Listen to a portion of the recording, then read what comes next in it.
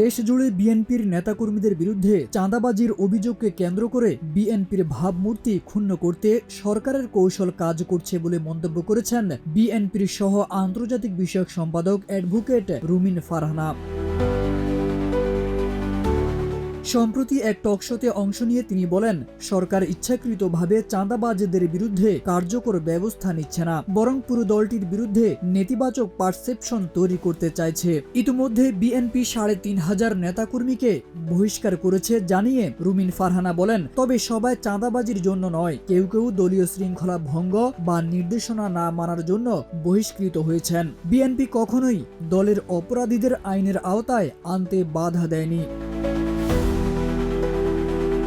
তিনি বলেন, আইন শৃঙ্খলা রক্ষা করা সরকারের দায়িত্ব, অপরাধ হলে সরকার ব্যবস্থা নেবে, বিএনপি নয়। তারেক রহমান বহু আগেই বলেছেন, বিএনপি সরকার গঠন করলে দলের কেউ অপরাধে জড়ালে তার বিরুদ্ধে দলীয় ও আইনি উভয় ব্যবস্থা নেওয়া হবে। সোশ্যাল মিডিয়ায় বড আইডির মাধ্যমে বিএনপির বিরুদ্ধে প্রোপাগান্ডা ছড়ানো হচ্ছে বলেও অভিযোগ করেন রুমিন ফারহানা।